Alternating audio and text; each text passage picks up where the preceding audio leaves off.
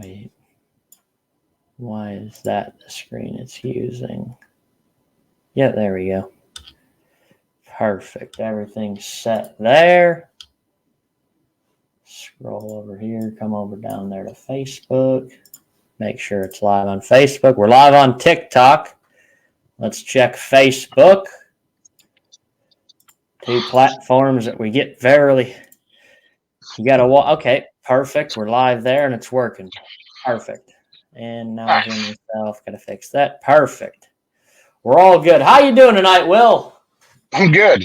Just getting ready to hit the interstate from Hays, Kansas to finish driving to Topeka.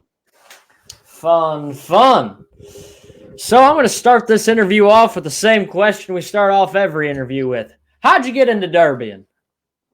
My brother, Larry, he's a year older than me, and he started when he was 14. And I got into drag racing. I built a nasty motor for a pickup, and then he started building derby cars, so I just helped him build all of his cars. And then a few years down the road, I started running with him. And the rest is kind of history, really. And for him, I would have never sat in a derby car. So what was your guys' first derby car then? My first derby car was a 74 two-door Cadillac, Coupe de Ville. Was the first one I owned. First car I ever ran, I ran my brother's 75 Pontiac wagon. And I junked it in a little over 2 minutes. Literally. Front was bellied out, back was just, I gave her a little too much, I think. So you guys are from what, Nebraska? Yes, McCook, Nebraska. Originally from Binkelman, but now we both live in McCook and have for, a little over 20 years. Fun. So was your first show your hometown show then? Yeah, Binkelman. Ran Binkelman for several years, and then St. Francis. We ended up going to high school there, and that's all south about 30 miles. And then we just kind of branched out. Larry's always been one. He's never been afraid to go somewhere and run. So to go to Texas or Kansas, Colorado, he's always been like, yep, we're going to do it. And so we've always just kind of followed that mentality. And sometimes we wake up like, we went to Perryton, Texas, and we woke up at 7:00 in the morning, and Larry called and said, throw kickers in your car. We're going to go to Texas. So we did. And I mean, the kickers were still red hot when we were on the trailer and was headed down the road. So when did you guys make the switch to not running so many county fairs and switching to mainly big and national level shows?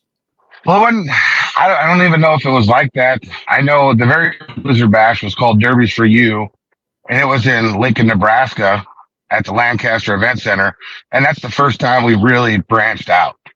And then from then on, we ran every show that they had Nebraska Derbies for You.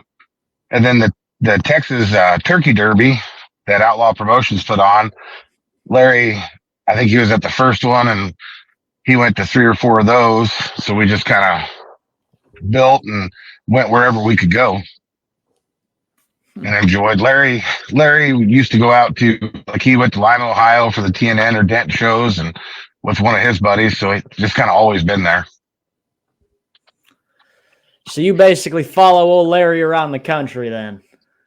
Yeah, pretty much. I mean, yes and no. I mean, we kind of decide now where we're going to go, and then kind of a loose cannon. He's going to go where he wants to go, and he doesn't care if he takes friends or anything. And kind of the same for me. For several years, we didn't run the same shows because we didn't want to deal with all the, your team driving bull crap. But then it got where it didn't matter. So now we just run wherever the hell we want to.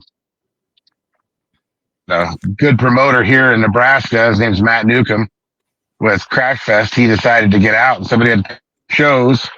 So I stepped in with a kid and started doing shows with him. And then I just kind of went out on my own and started promoting. So what are some of the main differences from like Nebraska compared to like out here out east in Ohio and stuff like that? They're both like Nebraska and versus Ohio. There's so much more gray area out there. Like you're applauded for your gray area when you go out there and how far you can stretch everything. Versus in Nebraska, by rules, you can build a nasty car and you don't have to stretch it. Like you can build the rules on the paper allow you to build a car that'll go 5 or 6 shows. You don't have to build to the gray area. But there's a lot more, for lack of better words, forward-thinking people out east that are constantly just continuing to push that envelope to stretch and stretch and stretch is what I would say from what I've seen. So is it just like that for Nebraska, or do you think that like sums up the entire West Coast compared to Derby? No, it's definitely not the West Coast because like Nebraska, Kansas, Colorado, their rules are so close, they're pretty nasty. I think South Dakota follows that. And then as you break the Rocky Mountains, they kind of back off a little bit. They do have one show in Utah, like Heber and maybe Nephi, that are pretty wild, but they're, for the most part, you get farther west, they don't like the cars as hard and they don't like the full cradles, the tranny protectors. They still getting 40, 45 cars to show up to lower cradle, cars junk at the end of night shows. Why do you think that drastic change is? I think a lot of it has to do with the fans and the promoters. They want to see them bend at the end of the night. Like for Utah, I understand it because you mentioned the word Derby and your whatever your event center is full. Like their tickets are sold out 2 weeks in advance. So those guys come out there, they see the carnage. And if you can give out the type of money that like Stir and Dirt is, or like Brad Bowman is with disturbing behavior, you can give out that type of money. Those guys don't get so upset about junking a $4,000 wagon and when you're getting paid $8,000, $12,000, $15,000 to win. Your local county, I guess. Which makes a lot of sense. So going off of that, obviously, unless you're blind, there's a lot of stuff going on with unifying the sport on Facebook lately. It's a very huge topic. Some would say it might be the biggest topic we've ever seen in the Derby world. What are your thoughts on all that? I think to try to get unity, I really want it to happen. And on paper, it all sounds good. But, at some point, you have to step back and try to actually figure out what's going on. And that's going to be the biggest problem is the Derby world is not filled with stupid people. A lot of these guys are some of the smartest people you'll ever meet. And to try to unify this, everybody's going to have to be on the same page. And there's going to have to be a strict way of thinking, a strict way of teching, because we can all run the same rules. We've tried this in Nebraska several times, and it nearly cost me friendships with people that I was friends with for 20 years. Same exact rules in front of us. Both people read them differently, and even if you try to bend to the other person, it's not something that's going to happen overnight. It's not something that's going to happen in 5 years, 10 years.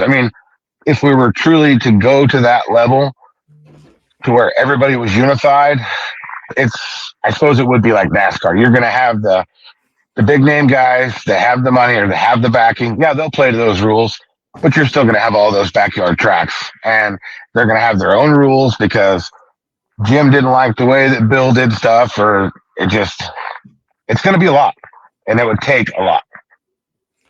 So do you think how the D.E.M.O organization, how they're trying to bring the sport to like NASCAR with the whole group of drivers on the committee, do you think that's how the sport is going to get closer to doing like the whole NASCAR stuff, or where do you think all that will fall? That's such a loaded question, to be honest. Yes, I think drivers being a part of it's going to help, but at the same time, it's going to hurt. Like there's going to have to be several things in place. I think it's a great idea. I absolutely love it. I would give anything for the sport that I love. Like this is what I do for a job. I build cars for a living. So I would love for it to take off like NASCAR, but I just don't know And I haven't been able to sit down and talk with anybody, and nobody's offering up any information. I mean, it's still kind of extremely tight-lipped, but the thought is great. I just don't know how they're going to execute it and get it to where it actually hits the ground and works. I'm not sure on that part because, I mean, honestly, there's not a lot of information out there. There's been several. I listened to Mark Lee's podcast. I went into the war room and I listened to theirs, and we're all saying the same thing. I don't know of any derby driver out there that doesn't want to help the youth. I mean, that's across the board. I don't know of any derby driver out there that doesn't want to be the best. I don't know of any derby driver out there that wouldn't love to quit his job and do this for a living and find sponsors and all of that.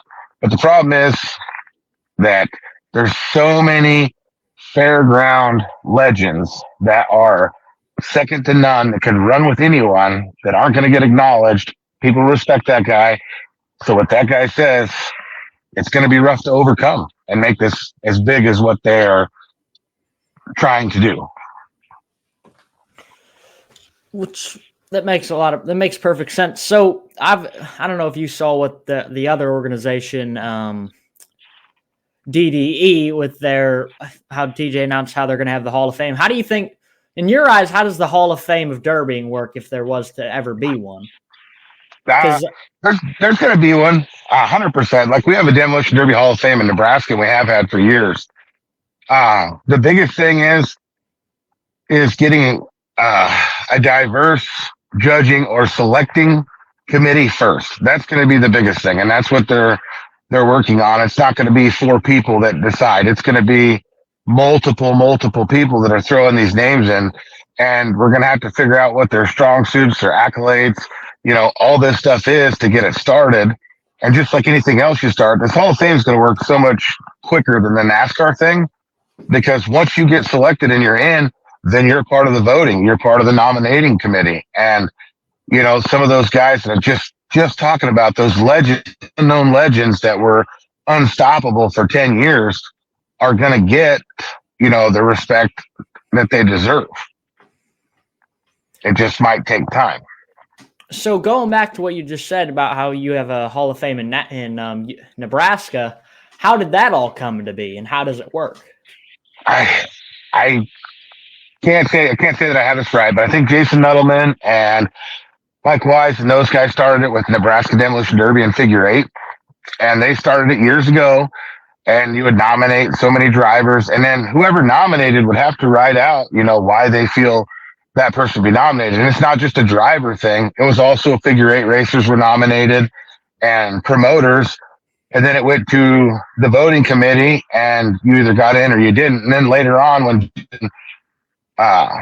was forced to focus on family and work and other stuff, Zach Fetro, I don't know if anybody else, but seemed like the Wise, and then now it's Trip Bosler, Matt Newcomb kind of do it. I don't know if it's went anywhere in the last couple of years, but it was just Nebraska nominating Nebraska. And it was all over from as far west to as far east. I mean, it was really diverse as far as the drivers. It wasn't just the big names. A lot of the names that maybe you hadn't heard of, but once you read their stories, you understand why they were there. So how does the selection process work? Obviously you have to sell them but is there criteria? I know how to be, if you're for the NBA, I know, for example, that you have to be retired for a set number of years, but then the committee votes on everything. Yeah, I don't think there was any criteria. I think the criteria was in the hands of the voters. So at one point, anybody could nominate. You didn't have to be a part of it. You just had to live in Nebraska, be a part of the Demolition Derby world, and you could nominate. Well, then after years, it got to be where there was hundreds of nominations, and you had to dig, filter through those. And then it turned into the only way you could nominate is if you were a part of the alumni of the Hall of Fame. And then I think between all of them, they pretty much decided if you met the criteria. They kind of. That makes sense. So, are you in the Hall of Fame in Nebraska? I'm not in the Hall of Fame in Nebraska. And someday, if it comes back someday, it would be great. If I don't make it, that's okay. My goal 10 years ago was to get my brother in there. because I look up to my brother. I mean, he's my best friend. I die for him, and I think that he's helped out. Between me and him, we've helped more people in the derby world than most. We've given away parts. When he shows up, understand that, you better be on your A game. Like, even when I go and we have to compete together, and I'll be honest, and it's a legit, we're going to compete together. You better have your A game, because he's hard to beat. So out of you two, he's the better brother then. Well, I wouldn't say he's the better brother, but it's uncanny. And all these guys that have been doing it a long time: Chad Barkley, Pete Hansen, Shea Walden. I mean, I could go on for days and days. Like Rob Lang out of Wyoming, who's amazing. I'm just stating the ones that have really popped up here lately. But Larry knows what a car's doing. Almost like it's stupid, but he becomes one with the car. If that floor lifts a half inch, he knows. If it drops a half inch in the back, he knows what's going on. And he can take one car farther than most. And it's something that I got out of Derbian for 4 or 5 years to drag race.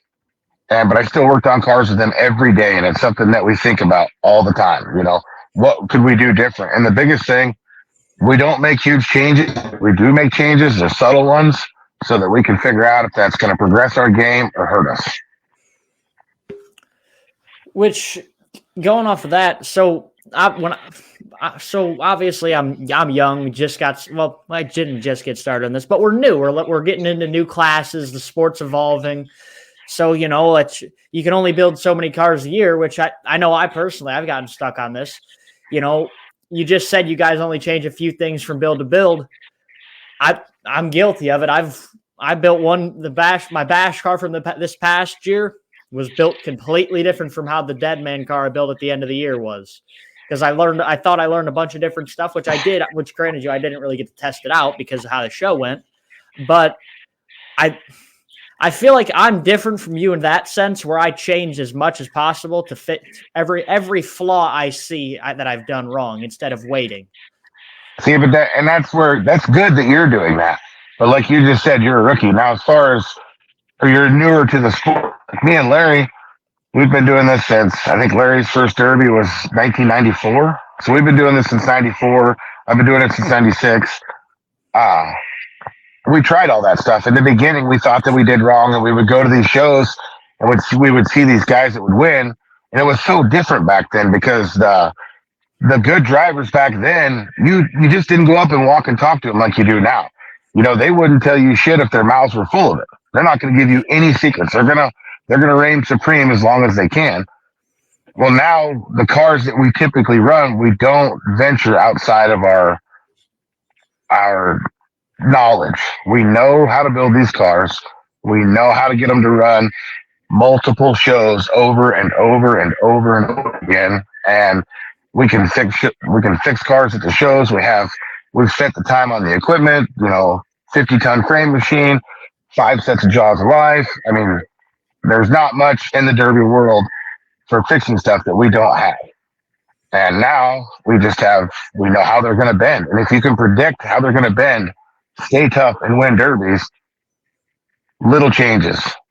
At that point, you're making little changes, just like in drag racing. If you make 8 seconds, you're not going to change the whole motor to try to run 799. You're going to make a little change to see if you can get there. Which, with that being said, that's kind of why I'm curious. When you went out to Gold Rush this past year, you ran a Camaro, because I didn't know have you ran them before, or is that kind of like a new thing?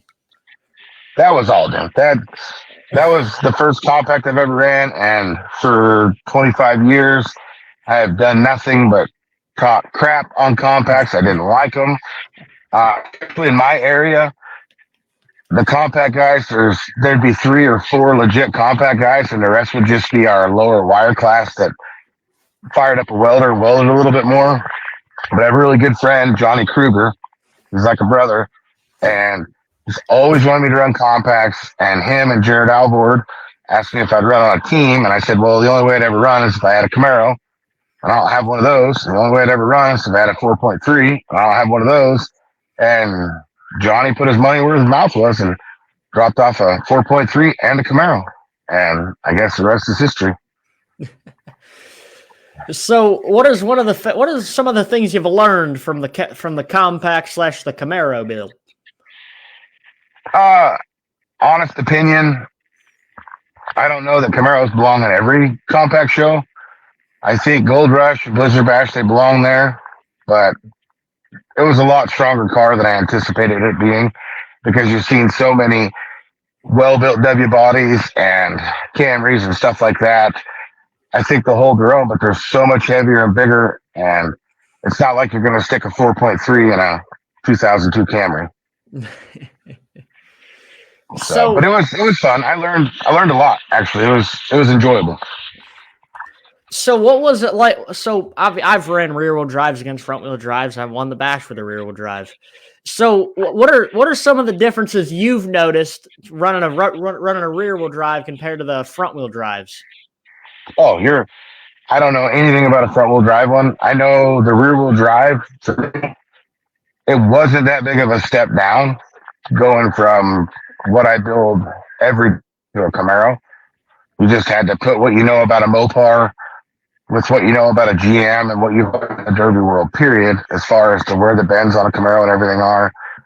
I've never derbied anything front wheel drive. Which I guess I asked the question wrong. My question is, from being in the seat of a rear wheel drive running against a bunch of front wheel drives, what are some of the main differences you've noticed compared to running that against, like, compared to full size class where obviously everything's rear wheel drive compared to the compact class? As stupid as it may sound, the impacts are different. Like when you get hit from a front wheel drive car, you don't get that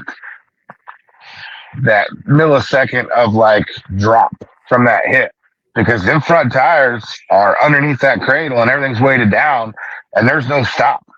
I'm not going to say that compacts hit harder. They just hit different. And it seems like they're a lot snappier. The built ones, not all of them, but the ones that we ran against that were, the guys actually, had better equipment. Their short bursts are a lot more aggressive. That's a very well way to put that.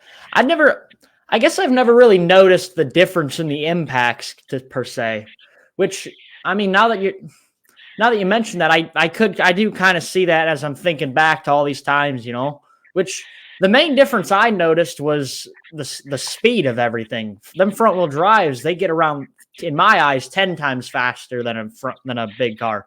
Because prime example, at the bash this past year, I ran a rear wheel drive compact, and then I ran in the feature, and then I went to the full size team class. Getting out of that car, out of the compact and going into the big car, two different worlds. The big car was way slower. I could see things coming miles away. It was crazy. See, and I don't know. I'm not gonna say anything bad, but that's still kind of how it was for me because out there in Gold Rush, we had the only two Camaros, and they kind of seen what Johnny did. I mean, Johnny was the limelight in the heat. I mean, he flat laid it down. The jets in my carburetor weren't right. I did not anticipate the altitude and the humidity up there affecting the engine I was running as much as it did. But Johnny in the heat, he definitely was limelight. Even as far as the main goes, he hit way harder than I did, and I still feel I hit really hard. But they didn't really mess with us. And if you watch the video, I didn't have to worry too much till it come down towards the end. And, Nick and his team knew we were the ones that had to go. That's when it seemed like it got a little bit harder to protect the front tires on that car. Because that's what I'm saying. Their little short bursts was more aggressive than a big car. So I couldn't, and, you had to really time it better, I guess is what I'm saying. Makes perfect sense. Like, looking back to the bash real quick, and then we'll move on to the next topic. So obviously, did you run a stick shift or did you run an automatic? I ran an automatic, just turbo 400. So I had a 2.3 with the T5. Now that was the second time I ever ran stick shift in a derby car besides the year prior. Which obviously I got better through it over the course of like the 2-hour heats, But right. One thing I will definitely say is having to protect your front wheels in a stick shift when you're very new to it compared to a front wheel drive when you're used to an automatic and all that. Dude, it's a chore and it feels impossible. But I think if you were going to do that, like what you're saying, I'm not Obviously I haven't done it, but I still say you go back to the old school 3-speed, and that way it's just forwards and backwards. It's just one throw. There's no eight. You don't have to drop it over and down, or it's just forwards and backwards. I think you would benefit there. And I don't know anything about running 3-speeds. I know years ago, Alan Winters from Kansas with that turkey derby running a 3-speed, and he'd had somebody machine him out of case, and it seemed to be pretty damn bulletproof. Which I don't know. I will say this though, running like mini car like rear wheel drives, they feel like go karts compared to everything else, especially with the V5 in there, dude. It was crazy. Yeah, it's like this Camaro. Everybody asked me what it was like, and it's a 13.5 to 1 4.3 with Brodex heads, turbo 400 intake with turbo 400 tranny with 3,500 stall, 48s out back with 21-inch tall tires. That's exactly how I describe. It's like a go kart on steroids.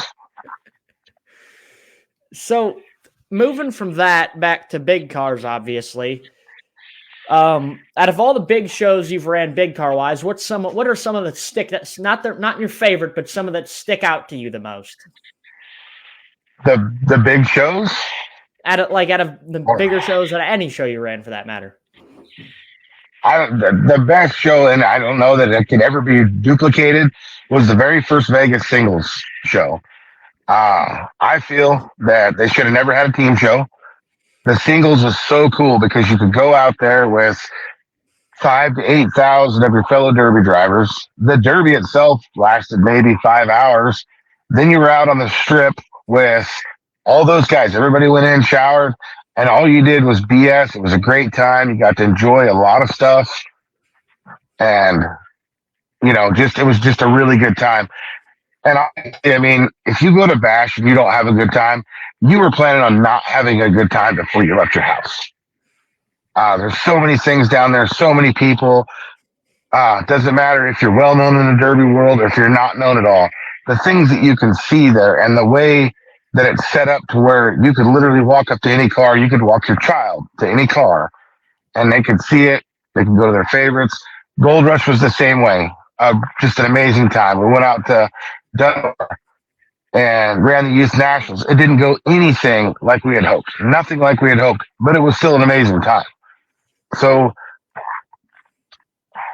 I don't know that there's a real answer in my brain, because if you go anywhere and you tell yourself you're going to have a good time and meet people, you're going to have a great experience. But those, the big shows that catch all the media and the limelight, yeah, you need to go to those. There's a reason they catch that limelight. There's something that cannot be doubled. Each one of them has their own specific greatnesses. It's a perfect way to put that. So, obviously, you've ran on a lot of different stages of derbying from Vegas. Hold on, let me circle back to that real quick. You mentioned that you liked the singles Vegas more than the team Vegas. Why was that? The team Vegas, it wasn't like if we would have done the Gold Rush where it was team versus team, but it was just, we took these really light built cars, and they really were. I mean, we had cradles and tranny protectors, but we didn't have much. They didn't allow us much else. So all you did was work on your cars. We could have had that derby in a town of 200 people and enjoyed it just as much, because you worked on your cars till 11 o'clock at night, maybe midnight, maybe 1, 2, 3. You got done working. You didn't get to go enjoy the strip. You didn't get to go enjoy anything. You were dog tired. There was nowhere to eat other than the McDonald's at the bottom of the plaza. And it just, great time on paper. But if you ran a car, I just don't feel it was that great of a time. Huh. I never thought about it like that. So circling back to where I was going with that. What are some of the main differences that you've seen from like the county fairs, like the lower level shows, to like the biggest, like the Vegases, the Gold Rushes, the Blizzard Bash? The biggest differences is getting these county fairs. You do get those newer drivers, but you don't get as many. I'm not saying that county fairs need to die, but there's so many county fairs that have derbies, and the number of derby drivers per capita around me it's not a large number. So to have 15 shows that see 12 cars, in a class, you get 12 cars in in one class, and that's a good show. To where you go to Bash and there's what, I don't even know. Bash gets 600 cars. I'm talking Bash for Cash. And then you go Blizzard Bash and there's still hundreds of cars. So, I mean, it's nice because you can kind of earn your stripes at home. But the biggest thing is we got to get to where we can convince these younger guys. I'm not even going to say kids, but the younger guys and people in general that, like, if you're kicking ass at home, you're going to kick ass there too. Because it's the same stuff. I mean, you go a solid year and you're dominating, venture out. You don't have to do it all year, but start to break yourself into that next level. I completely agree. But that I think that's one of the things where, like, the newer generation of derby drivers, which myself somewhat included, is that we're around home, we're around everybody. We're around everybody. Like, you know the scene, you love it by heart. But then obviously you're watching Blizzard Bash, you're watching Gold Rush and all this stuff on television. And, like, it's honestly kind of intimidating. Granted, you could ask my dad this. I was the kid was like, when are we going out there, Dad? When are we running?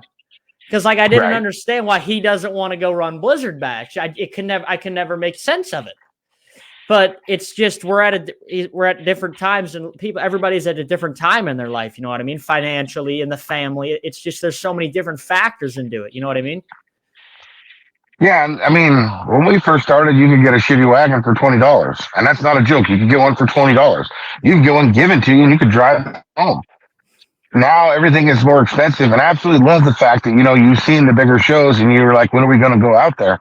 That's what they all need to be like, because you figure any one of your dreams, you just didn't walk into your dream. You've seen that somewhere, and you wanted to be that.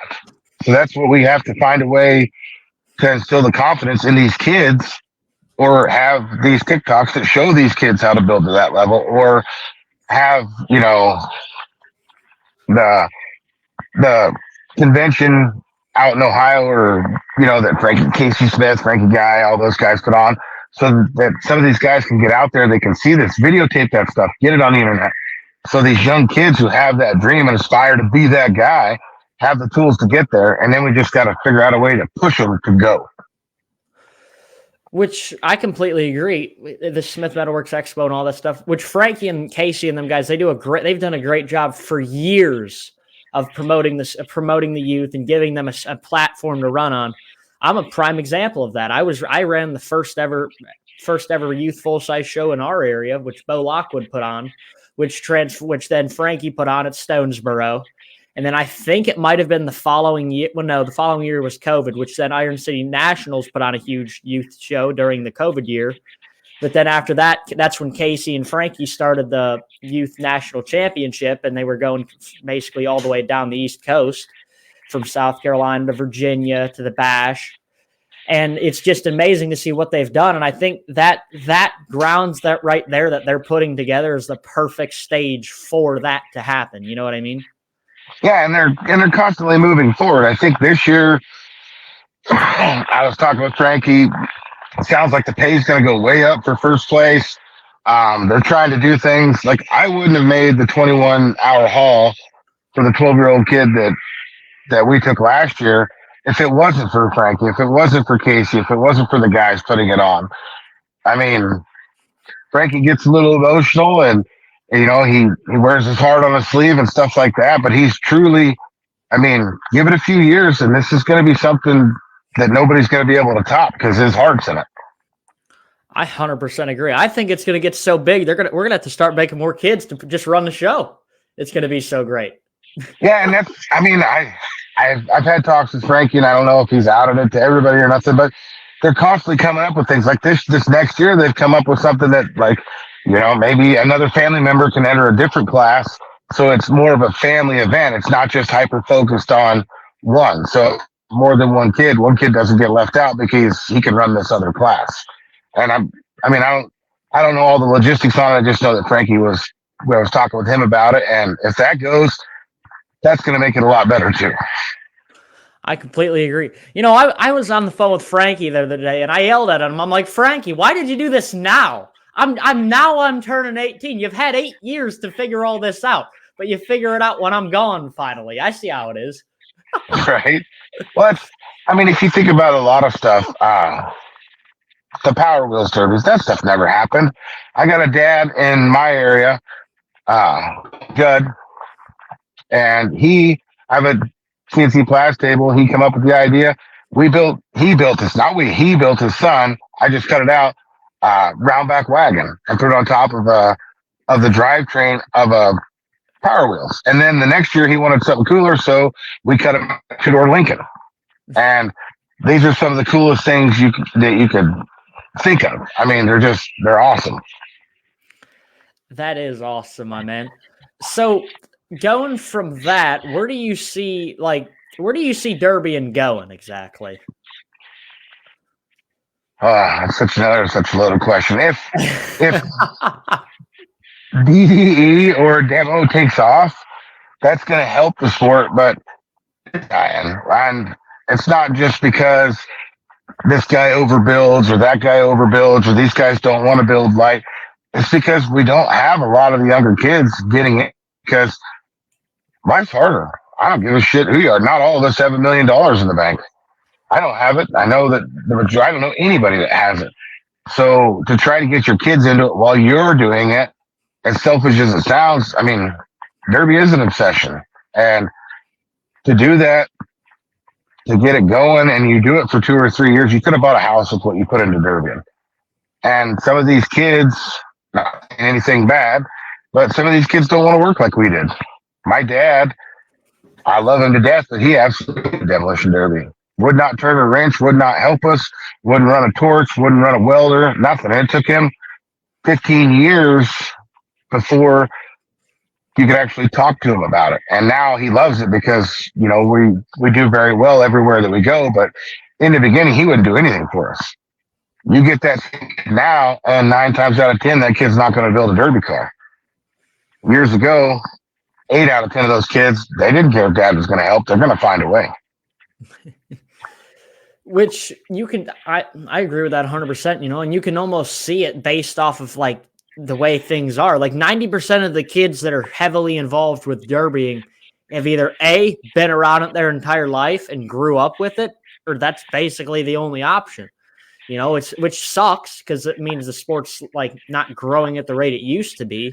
But at the same time, though, no sport is growing at the rate it used to be because look at the price of everything, and you can't blame it, which sucks. But there's no real way to combat anything, Yeah, when you used to be able to build a nasty cage for $300, and today to build that cage is $2,500, that affects things. COVID has killed derby engines like I couldn't even explain to people. 2 years ago, you could build nasty 10-to-1 383 roller cam dart heads, aftermarket crankshaft rods done. You put a carb on it and run it 6,500. It's going to take you 11,000 now, and you get that same motor from Baldwin, Collier, Sushi, any of those big name guys. That motor that I'm telling you is going to cost you them $18,000, $21,000. And you start breaking into like what we're doing. We got a buddy that's in the process with our engine builder. He's building 427 50 millimeter roller bearings, Motown 220 heads, Lighting crankshafts, dart block. I mean, he's going to make over 800 horsepower on methanol, but it's going to cost him 20 large. Which the price of everything is going to be the main downfall of derbying because you just brought up the cost of cage material, which circling back to the point you made earlier about like if the cost of everything, parents like having to step back. Basically, that's basically what my dad did. Years ago, he used to run a bunch of derbies, but then the second I started to get heavily involved with it and basically lived around it, he started to step back and just put all of his efforts and his energies into me, which I'm so thankful he did because I lived an amazing past few years through derbying, but the price of everything is it's like unfathomable. The fact that we are able to do this, I have to sand down every piece of cage material I have because it's too rusty to weld. And I'm not complaining at all because of the fact that it was a lot cheaper than buying new. exactly. And that's like, I keep going back to Larry. And the problem is, once I started promoting, I cut down on my derbies. At one time, I was running 12 shows a year. Well, once I started promoting, that shut it down. And then I went to work for Stir and Dirt, and I tech out there for those guys, and I kind of help wherever I can. As far as me derby, that shut it down big time. But you got Larry, who's got two kids that derby. So this year he's gonna have all three of them guys going hard and heavy. He's bought 3 setups. I have a really good friend, Robbie Haynes, and he's got his boys, Delton and Cam, and he's got a boy Reese, and then he's got a guy working for him. Robbie's not paying for all that, but if you all run a company together, not everybody can have the same time off. I mean, it takes a lot to do this, especially if you're family based. Which I don't think anybody can be successful in derby if the family doesn't revolve around it. Like Correct. like my mom, she complains about it. Obviously, that's what a mom does. But like when we go to a derby, it's all three of us. There was only been one time ever that my mom has not went to a derby that I ran, which was because she was mad that I skipped school to finish the car. But that's here nor there. But we've like every derby we go to, it's as a family. We got the motorhome. I'm passed out in the back. Mom or dad's driving. Who's ever been up the latest? It's there. One of them's passed out on the couch and one's driving. And that's how we go to all the derbies, And we've had the same truck, same green, regular cab, second gen Dodge. We've done all this stuff with. It's getting to the point where like I'm not 5 anymore. Okay, it's a little cramped back here, but I mean we're going to the derby, so it is what it is. And that's one thing I can say. I mean, I know everybody's got their fans, but the fans, friends, and family of the Steinbecks are second to none. Like people that we derby with, like when we went to Vegas, there were so many people that we didn't have enough, and we didn't necessarily invite them. They didn't necessarily come with us. They came to support us. They were in the pits working on those cars wherever we go. When the boys go out to Utah, Larry and those guys, so many people go. When we go down to Topeka. When I went to Gold Rush, I had enough help for me and probably 2 other cars. When you create a family like that, I'm going to be honest with you. It doesn't matter if you're NASCAR. It doesn't matter if you're county fair only, because you're making memories that NASCAR guys couldn't even dream of having. So if we do get to that point, great. But if not, build what we have. Build a family that is second to none, that you make more memories with. It doesn't really matter at that point if you win, lose, draw, anything. I completely agree. And I think that's like, this is my perspective as a young man going into all this. One of the things that I often I lose sight of, to be honest with you, is I forget to enjoy it. I forget to enjoy the memories we're making. I forget to enjoy all of the stuff we're doing. Because I'm like, one day I'm going to look back and I'm going to be telling these stories to my kids. And it's just insane. It's just amazing to think about. You know what I mean? That I've been given these opportunities. I feel blessed, to say the least. Oh yeah. And that's it. And that's what it takes. But that's also a lot, because like we just said, I understand everybody can't do it, because say there is a father out there and his kid's getting to be 14 years old and he's competitive. So he's got $5,000 to $15,000 motor, $3,000 to $7,000 rear end, $30,000 in his transmission. Work super hard for that. I don't care who you are as a person, a dad, a mom, best friends, whatever. It's hard to drop a 15-year-old kid in that, or to let somebody else start running that. You worked that hard. You got to that point. And I'm not saying that people are selfish. I'm not saying anything like that, but it's hard to gather all that again. As to where 25 years ago, you didn't have all that shit. You literally went out bagging, oh man, or you bought a sedan, it has 12 bolt in it. Cool. We don't have to change the rear end. You threw the 350 in it that smoked the least, and whatever transmission you had laying on the ground. You threw a Rochester 2-barrel carburetor on it, and you went out there and you went to town. If you happen to have a rear end with 373s, you were one of the cool guys. We didn't really see Moser axles in Nebraska until 99, 2000. You started seeing the upgraded rear ends. We couldn't go, and like in my area where we started, we couldn't even weld bumper to bracket to frame till like 04. you were still using 3 chain links from the bumper to the bumper shock. So if that tells you, I mean, it just progressed so far and so fast. And what everybody's forgetting is like, you're a little bit too young, but like it got wild. And I'm sure it did out east too till 14, and it got so wild you had to cut it back. So the circle of life happens repeatedly. Which I can kind of remember being young, and like kicker cars were all the rage. 5-foot cars. They had whole heats of them. Now you get, if there's a heat, there's like one. Like I'm young enough to remember it, but I don't remember like I can't tell you any specific details. But then I remember, I think I would have been about 10, maybe a little 10, 8, and somewhere in that younger range. And that's when like the mild weld or the full cradles, that's when ski cradles became popular. And that's when all of that became the popular thing to do. And that's what my dad was running. And that's we're starting to get back to there now. Everything went stock here locally. Yeah. And I don't remember where it was at, but it was somewhere in Illinois. Illinois. It was no cradles. Then it was lower cradles. Now we're getting back to full cradles. Yeah. I'm sorry. I must have lost you there a little bit. I don't remember where it was out east, but I can remember as 18 to 24 years old, these big 5-foot classes, and there was always a guy, don't remember his name, I was so young, but he painted the front of his car like a house. And them guys would drive them like outlaw cars back then. And now these guys build these cars that are unbendable, and I've seen men hit women harder than they hit.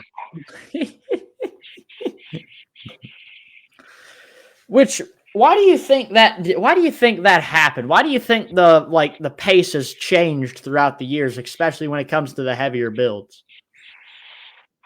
I think a lot of it has to do with, especially in your local areas, the guys that have those heavier builds are like-minded people, and 90% of the time they're friends. So they don't want to go out there and beat the hell out of what their friend just did for 2 weeks, and they don't want their friend beating the hell out of what they just did for 2 weeks. Rather it can break or not, transmission's $1,000. And it's not unheard of for a transmission to break inside of a tranny protector. It's not unheard of for a 40-spline axle to break. And when you got a car that's so hard, then it just turns into a cat and mouse, and they take the money and they go home. And they feel bad the first time, maybe the second time. But after that, I mean, if they're going to keep giving up $3,000 to drive around, make a few taps, those guys are going to keep coming and taking that money. True. Which I do think it's very interesting that you brought that up, because I feel like that somewhat has gone away in the past couple of years, or at least not to the extent that it used to be, because the cars that you could do that with are all gone, basically, because you're not allowed to. Now it's basically pro stock cars, or let's be honest with ourselves, the wire class or street stock class. Those are really the only things that mainly fill, you know what I mean? Right. Which go ahead. Go ahead. Oh, I was just like out here in my area, it's so messed up because Nebraska, the middle of Nebraska doesn't want as much as what we have, and the east side of Nebraska wants everything and then some. And then once you get to the west side of Nebraska, they want the tranny protectors, the cradles. They want to be able to take a car and use it for multiple shows, but maybe not just so blatantly cheated that like it's not what you know, it's who you know type thing that is technically seen on the east side of the state. Not saying anything bad about anybody, but Logan Valley has it pretty reined in the center part of the state, but they still don't like it as heavy as what we have it. So it's so hard to justify. I mean, you have to play to your drivers, and if your drivers want that wild shit, unless you're willing to make a stand and make them all shut down, it's just going to continue to go that way. I completely agree. And that's one of the reasons why I physically do not see a unified rule set happening throughout the country. It's just impossible, because prime example, you will never be able to get the same crowd that you can in Ohio from the same cars and the same drivers that if you can in California. Two completely different worlds of derbying. And the problem is everything changes so rapidly within the derby world. It's almost impossible to even do. And I agree. And I think, but if you look at it like a true NASCAR setup, it won't be like we're taking this whole unified rules too literally. Yeah, I mean, I think it can't happen. It just isn't going to happen as quick as I think they want it. What it's going to have to be is excuse me, there's one track in Colorado. There's one track in Kansas. There's one track in Nevada. One track in maybe Utah. All these tracks sporadically set out through the United States, maybe 16 of them. Those are going to be unified. They're going to be like NASCAR. You're going to have to go to all these said tracks. If there's 16 tracks, you're going to have to hit 13 of them to keep your corporate sponsor that they say is going to come in, or they want to come in. So you're going to see, like you do in NASCAR, the same drivers running the same cars, the same type of cars, which is great. Maybe they can pull it off, but it isn't going to be across the nation every single derby be unified, because I can promise you IMCA rules in McCook when McCook was running was not the same as Daytona and NASCAR. I mean, they had to have their own. They had to play to the drivers that will come and support them. I hope that makes sense. It does. I understand what you're saying with that. So going from that, then how do you, with that being said, though, why do you think these I'll just use Kansas as an example. Do you think the stage of Kansas bypasses all of that because it brings in drivers from all over the country, from Utah to New York to Pennsylvania to Ohio to Nebraska? It doesn't. There's guys from everywhere. That's such a loaded question, though. Again, I mean, because if you say what truly needs to be said, somebody's going to look at you like you're an asshole. But let's brass tacks it. In the Blizzard Bash has started, what is the variety of winners of Blizzard Bash? I mean, was there 15 different winners? Or has there been the same team? No, there hasn't. There's been multiple teams winning over and over. May not have won it 10 times, but they've won it over and over. It becomes a politics game. So Blizzard Bash is just like what the NASCAR. The precursor. When Sam and, God forbid, Kelly Lampe started that shit in Lincoln, Nebraska, they wanted what D.E.M.O is going to be. Then Sam, took reins, took it to Blizzard Bash, and single-handedly with his crew took it from, this is really cool to holy cow. This is the ultimate stage. He decided to get out. Tim Clark got his hands on it, and shit, they made, 1.4 million a couple years ago? It's still, you're not going to kill Blizzard Bash. Sam, now he's got Gold Rush, which was amazing. There's so many good things that I could say about it, but I can say the same things about Bash. Gold Rush is going to be a part of that NASCAR style, but what they're going to be, they're going to have to make up their own name that's not D.E.M.O, so that some of these guys can branch out of what they run, to kind of go outlaw and go over there and run. Just like when Kenny Wallace goes and runs open wheel. That's what it'll be like. They'll branch out to run these shows of the same exact stature, in my opinion. I could see that. Which, here's what I was thinking about this when all this stuff comes out, and here's what I honestly wish would happen. I wish that there was all these big shows, which there's too. We could get into the conversation if is there too many big shows. I think the answer could be yes, and I think it could also be no at the same time. But going back to what I was saying, I think that to explain this, I'll use an example. If Gold Rush was in April and Blizzard Bash was in November and the Bash was in March, June, if there was time in between everything, because let's be honest with ourselves, Gold Rush being right so close to Blizzard Bash only hurts both of them, and it hurts the fans the most. Because everybody has their favorite drivers they want to see run. Everybody has all of these favorite people. However, they're split within the matter of 2 weeks. Wouldn't it be cool to see your favorite driver run twice instead of once? I agree. It's a dick measuring contest, but at the same time, you're going to get drivers that are going to run Gold Rush that will never darken the doorstep of the Stormont Vale Event Center. You're going to get people that run Blizzard Bash that will never darken the doorsteps of Rapid City Event Center. So I do think you can have them that close. You're just going to, and just like Bash brings more cars it brings so many cars. So But the same thing, there's people that run Bash and have ran Bash, never missed a single year that have never been to Bash, never been to Blizzard Bash, and they've never going to go to Gold Rush. I think geographically, those three derbies are far enough apart. I mean, if you can't hit them all, I'm sorry, but you don't necessarily need to be at them all. They each have their own luster or pizzazz. I mean, if you're at one, you're there for a reason. Which, the only thing that I dislike about how there's so many big shows is the fact that as a driver, as a competitor, I see all these different stages and I want to compete at all of them, but I have to pick because sometimes there's two on the same weekend. You know what I mean? I agree. But that's go ahead. It's the same as fair shows. I mean, summer I have Red Willow County Thursday night, Frontier County Friday night, and County Saturday night. You're gonna have to be a pretty good, young, hardworking fool to get a card to all three of those shows. True. So it's just, that's the nature of the beast. And in all honesty, if you've ran Bash and you want to run Blizzard Bash, well, skip Bash next year and run Blizzard Bash. Because when you skip Bash, you might ultimately be giving that kid that you just talked about, Dad, when are we going to go there? You might give that kid the opportunity to run there. And when you go to Blizzard Bash and you leave Blizzard Bash to go to Gold Rush, that kid that's been dying to get into Blizzard Bash, you might have gave them a spot.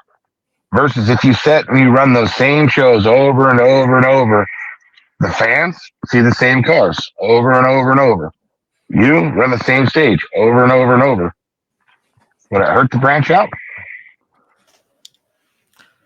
You make a very valid point there, which I see what you're saying, because prime example, this past year, it was me and a buddy of mine, we were trying to get a spot, we were trying endlessly to get a spot for Blizzard Bash, but compacts that was, and it sold out in a matter of a millisecond. I remember clicking it, refresh once, click it, gone.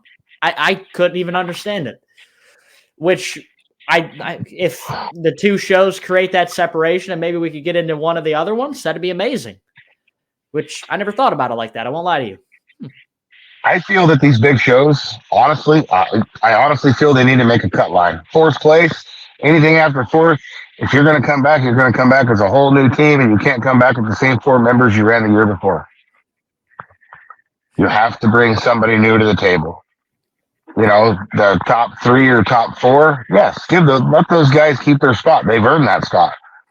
Not saying the others haven't earned it, but maybe they just didn't do good enough to earn their spot. That's going to make them drive harder, build better, and it's going to motivate them to progress in the sport. If you just keep letting the same guys come back and you only kick off the last two teams, I mean, ultimately we're watching the same guys over and over. And those other two teams that get in, that's 8 cars. Chances are you're going to see 4 of the same drivers you've seen previously. They're just on a different team with a different name.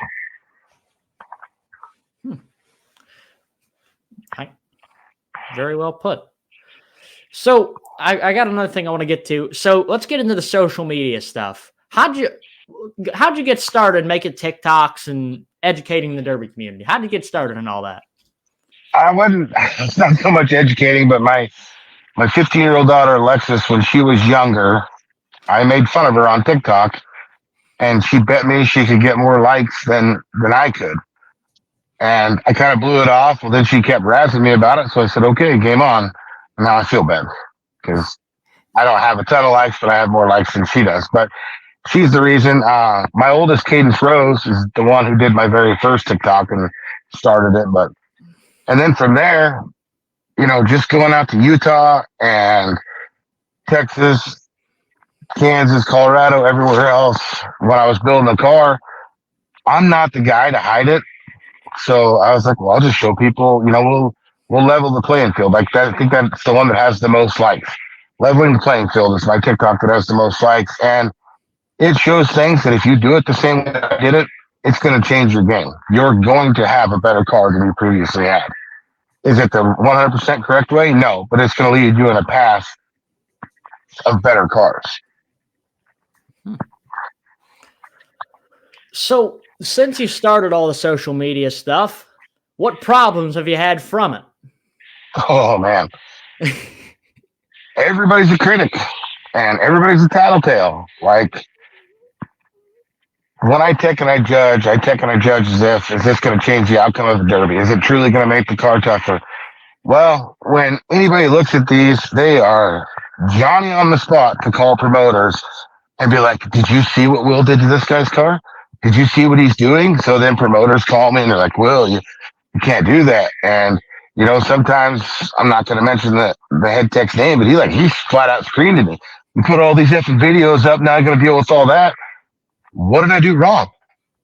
Is it because you get a lot of haters, but I mean, one thing about a hater is they're just like your biggest fan. They're consistently thinking about you, and you get to live rent free in their brain.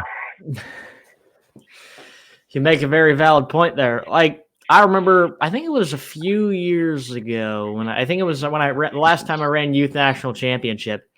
I made a video about something. I can't remember what exactly it was, but I get a call from Frankie within the matter of like 10 minutes. And he's like, what did you do? What? And he's basically, I had to do rust repair on the frame somewhere, but it basically, if you really look at, when I watched the video, I didn't even notice it, but apparently if you really look at it and you really take your time and you zoom in just perfectly, you can see a shiny part on the frame. And Frankie got like 10 phone calls within the matter of an hour of me posting it. And I was like, Frankie, there's not a problem there. I know there's not a problem there. What does it matter? Well, I may have got a similar phone call from the same promoter on door bars. Our door bars for a 12-year-old kid that's not my child that I was going to ride with, our door bars were too big and they were going to protect him too much. And other drivers said they wouldn't show up if I was allowed to run that. That's the downfalls of this social media stuff. Or I was building another car for another show and was going along pretty good, showing videos, and I get a call from that head tech.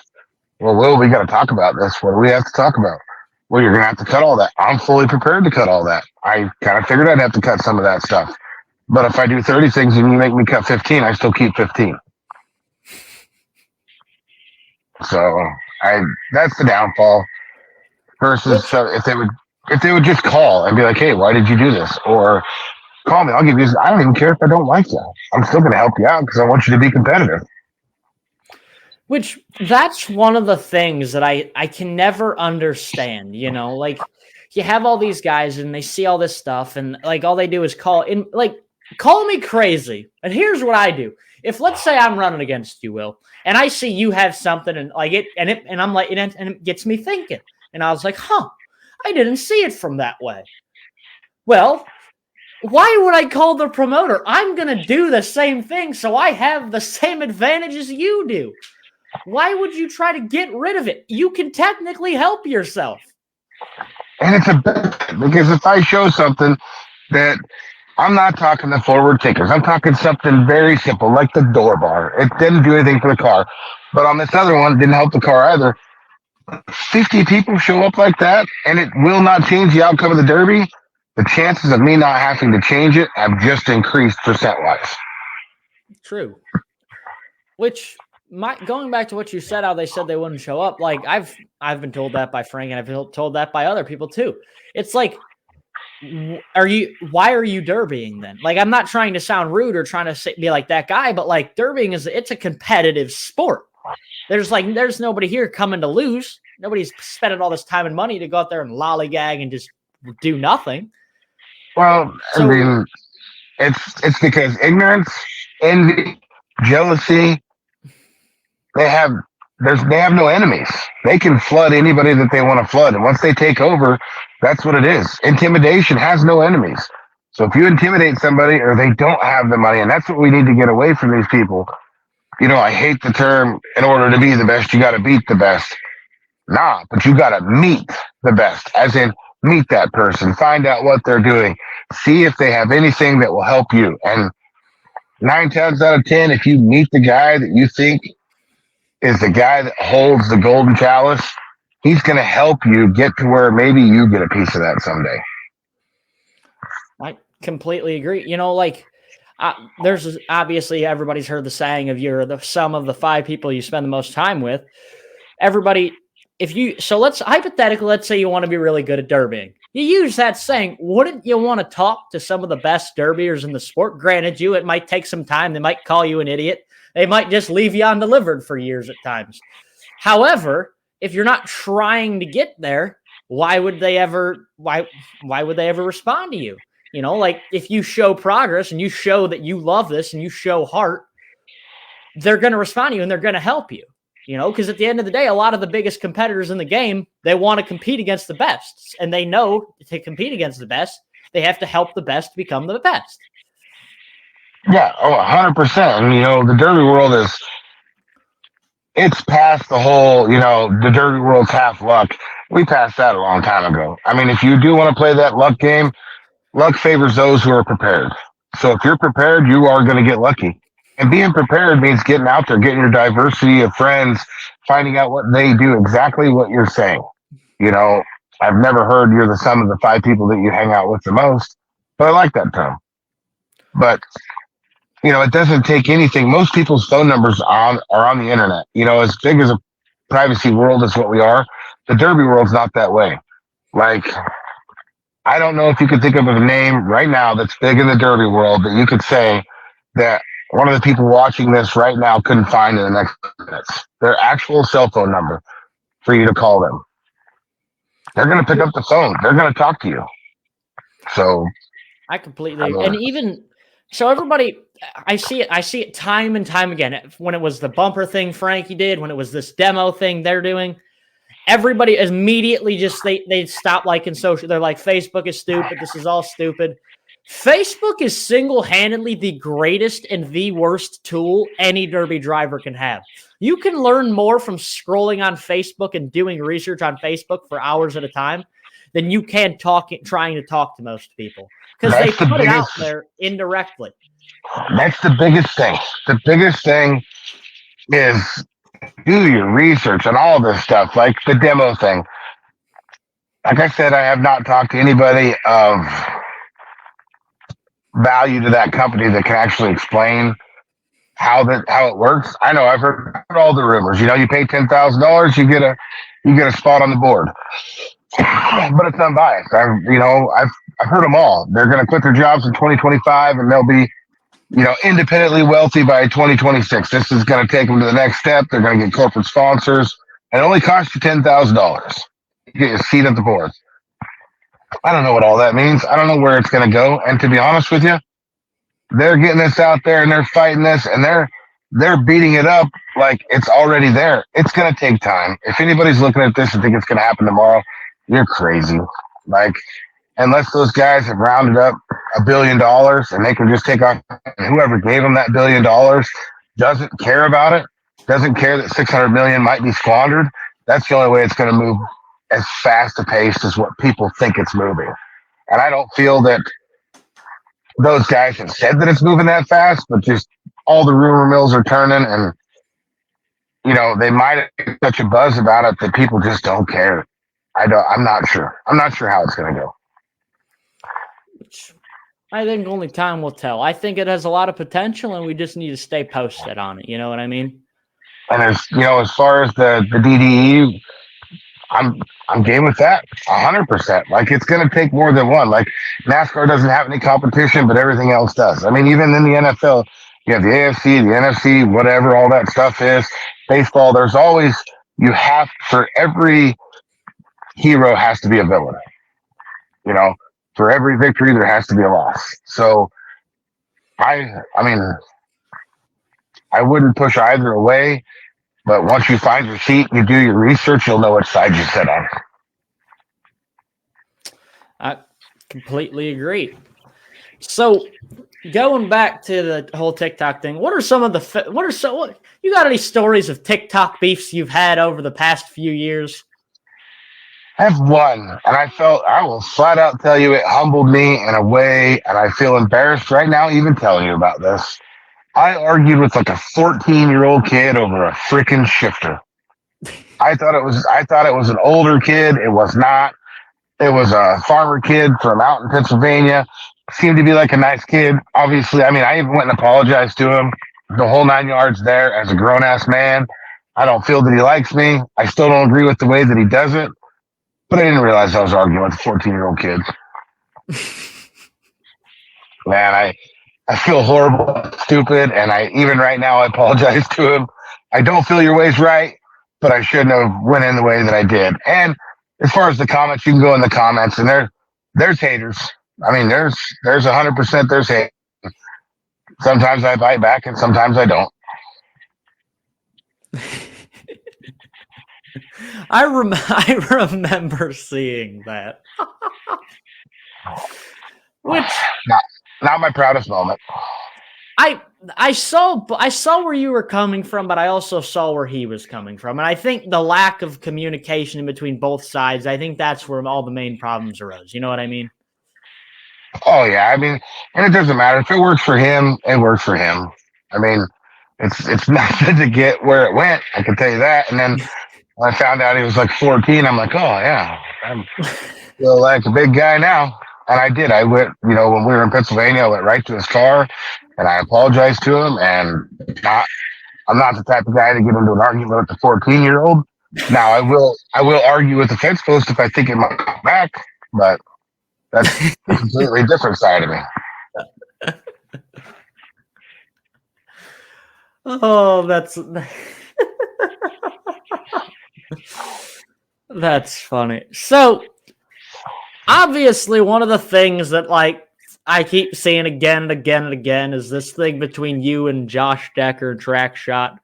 No, I've never seen the whole story. What happened from your side? Because I've never heard both sides of the story. For all I know, you might be a crook. They might be a crook. I don't really know. I just want to see. I know who the crook is, and it's not Track Shot, and it's not myself. But where it all started was I met Josh at Vegas. If you knows, he actually cheers for me. He says all kinds of great things about me. He's amazed, and I tell him after the second Vegas, I want to start this thing called Make an Impact. I asked Skinny to be a part of it and help me out with that. Skinny and Mike Tix and everybody that was involved. And they said that they would. Well, I did get a derby going in Trenton, Nebraska with a couple, Tracy and Carrie Peters. I helped their son with drug addiction for 4 years. I was talking with Josh, and that's back when Gumby, Jim Simcoe, and Johnny Gulo owned part of Track Shot Live, and they were going to come out for Stir and Dirt. So they were going to come out, supposed to be 4 of them. It's supposed to be Josh, Mike Tix, Jason Sauer, and somebody else. Well, when the Derby came, there was only 2. We had a great time. Mike Tix and Jason Sauers, they stayed on site. They met the people that was funding the whole deal. They were the business and money part of it. I was the bringing the Derby cars, teching part of it. It's going to be long, but you want it all? Here it is. But so they come out. Mike Tix, Jason Sauers, they all went down to their man cave. They ate. Everybody knew the situation. Bill, the whole 9 yards. When it come time to get a check the first year, Carrie wrote him a check. No big deal. There was 0 contract the first year. None whatsoever. We just did it, paid him. It was good, guaranteed. And then the next year, Josh guaranteed me he'd be there. Him and Mike Tix and Jason. Well, again, Josh was a no-show. Promised on his life that he would be there the following year because he was so upset about it 2 years in a row, and he said he'd be there. Not a problem. We got him hotel rooms. We got everything hooked up. Bill flew in early. About mid-derby, things started to go south between me and Carrie and Tracy because my brother and my friends were doing well in the derby. Unfortunately, they're good. I can't help that. I wasn't doing anything to help them. I mean, the guys that were doing well, they were driving smart, making the hits they were supposed to make. Anybody can go back and watch the show and please show me where I catered to any of my friends or Carrie had kind of lost it, came out there, said she's not paying all these guys. I said, you'll pay them or they'll sue you. Yes, I'm just telling you right now, I'm not paying them. She walked up to the top 3 drivers, screamed at them, said, your ass is in my office 30 minutes. And you need to know the whole story to get it. So they all went up there and they met in this office and she screamed at him, why do you think I should pay you? And all this stuff. And it was Jeff Court, Justin Nitch, and Larry Steinbeck. And Larry tried to explain it and he was told to shut the fuck up. That's all he does is run his mouth. Sorry about the language. All he does is run his mouth. And Jeff Court said that, we won. This is what we're going to get paid. Jeff Chrisman came and won. He was so afraid of what was going on. He wanted his check to get the hell out of there. Then the derby kind of gets over. Mike knows that it's over for me. Me and Mike had an amazing relationship. Me and Jason have an amazing relationship, or had. Don't know where it's at right now. We're crying it out. We're hugging. I asked, did you get a check? Mike said, no, we'll take care of it. I called Josh the next day after 7 o'clock in the morning. I get a message that I'm this big POS and I'm fired and my name's off everything. I'm no longer a part of Making Impact, the whole 9 yards. So I couldn't pay him if I wanted to. I called Josh immediately. I'm like, hey, man, this is what's going on. That it will. We'll take care of it. We'll press carry for it. Okay, I don't have it. And I told him, if I get paid, I will pay you. 50-50. And I said, if I get paid, I'll pay you. And you can ask anyway. Mike Dicker, I didn't get paid. Mike's been with you the whole time trying to support and trying to make it both sides. He's caught between a rock and a hard place. But I never got paid. Well, neither have they. They've never got paid. Me and Josh are talking. I'm telling him, I literally told him, I have all this in messages. I said, hey, man, I will go be your person here in Nebraska. I'll go file a claim and we can sue him. Nope, that takes too much time. Not going to do it. And I was like, well, we got to do something. Oh, no. And he says that he talked to her, and the only reason she hasn't paid is because he hadn't sent her a bill. He didn't have her address. Why he didn't get her address when he was talking to her, I don't know. I gave the address to Josh. Josh says he's going to send a bill. Nothing comes of that. I'm working for Stir and Dirt at the time, and Track Shot Live and Stir and Dirt not Stir and Dirt, but Johnny Gulo and Jim Simcoe had separated ways. And Jim and Johnny had given Ben and Josh Track Shot free of charge. Left $2,000 in the account to change the LLC, the whole 9 yards. And just gave it to them. Just so they, if you think you can do this, go and, great luck to you. Wish you the best. Well, then I work for Johnny. Johnny gonna be here starting Gladiators of Steel. I do my first episode on Gladiators of Steel, and I wake up the next morning to multiple text messages on how I'm the biggest backstabbing piece of shit. How could I do that to Track Shot? I work for Track Shot or something. I'm every name in the book. How dare I? And then it just kind of went off from there. I kept going, why don't you go after Kerry? Every post I'd make, Mike would be on there. I made a post one time and Bobby Brockway hit on there, pay Track Shot. Well, I got a hold of Bobby Brockway. God rest his soul. Gave him the situation and told him what was up and everything else. I'm not saying that he was right, thought it was wrong, whatever, but he understood my side. He never treated me like shit again. And when all that shit blew up 2 years ago, and everybody can go back and look at this, you can go back because it's right there. When Josh called me out on my anniversary over 2 years ago on how I was this big piece of crap, Bobby Brockway said one word. Not one word did Bobby say negative against me. Because he knew the situation. He knew that we'd talked to Kerry. Josh had told me that him and Kerry had worked something out. All this blows up. Mike Tix goes on there, defends me about the contract, says that he watched Kerry sign it. He knows that Kerry was liable. Says that Kerry has now worked out a new deal to pay them. To this day, I've never been paid. It took my guys 8-9 months to get paid. My crew that actually did it, I never got a single dime, and it just never ended. And then this year on my anniversary, I don't even know what I posted. I would have to go back. Maybe it was on the Camaro or something. But Josh tore off on how great of a guy I was. And I had multiple people like that I respected tell me, block Josh. I had multiple people tell me not to block Josh. I didn't block him for over a year. Then I finally blocked him. And then I'm a piece of crap because I blocked him. The moment what does he do? He blocks me. I mean, it's turned into such a high school game. I've had multiple people, like, not that are my friends, but not close enough friends. They're like, I'll send them a check right now. And same way, multiple people, don't send them a check. I made a deal. If I paid, I would pay them. I've never been paid. Twice now, Josh Decker's been on the internet and said that him and Carrie, or Mike Tix has said for Josh, that they have a deal. Stop coming after me. Stop. I would have paid you a long time ago if you wouldn't have called me every name in the book. I don't have $5,000 just to give away, and I'm for damn sure not going to do it to somebody that's trying to destroy me for something I had no control over. I didn't write the check the first year, so they can all this bullshit game, and I'm the one that brought them out there and all that stuff. That works the first year. It doesn't work the second year.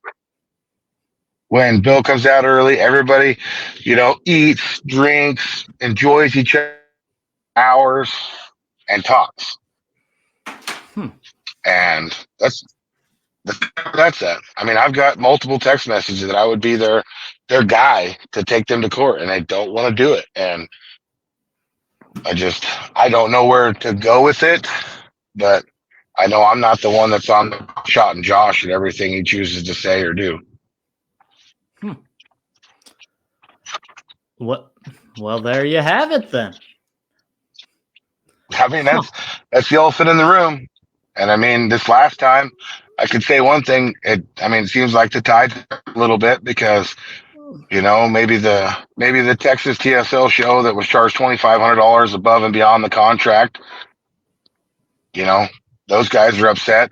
There's so many things we could sit here and throw daggers about. But at the end of the day, the only person that lost here is myself and Track Shop. We had friendships. I mean, by all means, all you guys listening, go back to that first Vegas and listen to the way Josh talks about me. Go back to the second Vegas, listen to the way Josh talks about me. And then all of a sudden, when it's out of my control, now I'm the piece of shit. I never went on the internet and bashed any of those guys, and I still won't bash them. I love every one of them. I wish nothing of them, even Josh, even though he's been a dick and likes to pop his gums and stuff, that's great. I want him to have a great life. I want him and his family to progress and do amazing things. Just leave me out of it from now on. That is, that is one of the things that I hate the most about this whole media stuff, all of this stuff, is it's like everybody it just brings drama that doesn't need to be involved with it. You know what I mean? What the most was, I guess, for me, is Johnny Gallo hires me to do a job. If I drive and or fly to Utah and that man tells me to get on to a podcast and talk about what I love, Demolition Derby, talk about the drivers that I know personally that I've been dealing with for 2 years, the ones that I talk to on the phone countless hours, and I get to sit there and I get to talk about those guys and their accolades and how great they are to be around. I'm not passing that up. I don't give a crap what is in my history, or if some other podcast likes me enough to call me their friend, I'm going to go talk about it anywhere. Derby Nation TV, I'd talk on there until I was blue in the face. This is what we love to do. Why would you take that away from somebody just out of jealousy, envy, spite, revenge, whatever? It doesn't make any sense. And all we've done with this whole TSL Will Steinbeck feud is drive a wedge between a lot of people. It's drama the Derby world doesn't need. If we're going to move to that NASCAR level, let's be at that NASCAR level for about 4 years before we start something like this. Very well put. Which that's one of the things I was talking to somebody yesterday. Like, I don't think anybody realizes what will happen if we become NASCAR. Because I love Derby people to death. Do not get me wrong. But when it comes to political correctness, we don't even know how to spell that. Okay. It is not going to work out well. You go to how do you think it's going to work out when they're on this national stage and some compact guy paints a Confederate flag on their car? Not well, because the people behind the shadows, they do not like that. Or if we're live on live TV and somebody says, I should have went to fucking Topeka. That too. A lot of that stuff's going to come out. I mean, it's gonna be interesting. I look forward to it. Um, I've talked to Jay McCullough.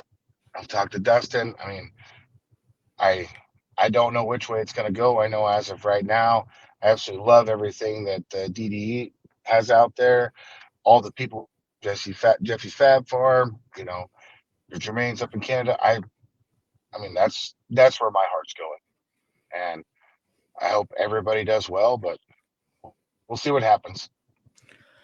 Like I've said this once and I say it again because I'm friends with everybody on every side of everything, and like every time anybody wants to talk to me, I'm like, I don't want to talk about this. I quite frankly, all this has done is divide people more, and I don't like it. I want to my favorite parts of derbying is going, smashing cars, and hanging out with the people I like the most. That's what my favorite part of derbying is. And Is meeting it new cool to people. make it like NASCAR? Yes. However, I just want to go and hang out with the people I like. I want to go to Kansas and hang out with all my best friends and go run on the biggest stage. That's what my dream derbying is. Oh, and that's what it is. Like I look at these kids, nephew Spencer Steinbeck. He's got a really good friend, Chase Grismore, and they have a really good friend, Gavin Donham. They're friends because of Bash, because of this Derby game, because of all this stuff. They go down to Bash, they see each other, and they're going to be lifelong, forever friends. Gavin came and stayed with my brother and his family last year, and my cousin Spencer, or my nephew Spencer, who's about to be at my window here real quick. Yeah, yeah, yeah, that'll work. Okay. All right. Um, Gavin come down and they built him a compact car, and I think he won the first one. I mean, they helped him out and he won it. And then I had like I don't know, like a kind of a free reign, full size, heavy hitter kicker style car, and he ran it in Sydney, Nebraska. And this is a kid, we don't know him. We don't know him from anywhere, but that's what the family's all about. What you said, going and meeting your friends, yes, that's it, but meeting new people also. And Oh, I don't know. I want to meet as many people as I possibly can. And if they hate me, they hate me. And if they like me, that's awesome too. I 100% agree. Like a group of friends, like especially youth drivers, which are very close to my age, it's I don't know if you know that Ryan Mitchell, Aiden Golden, they're up there in Canada.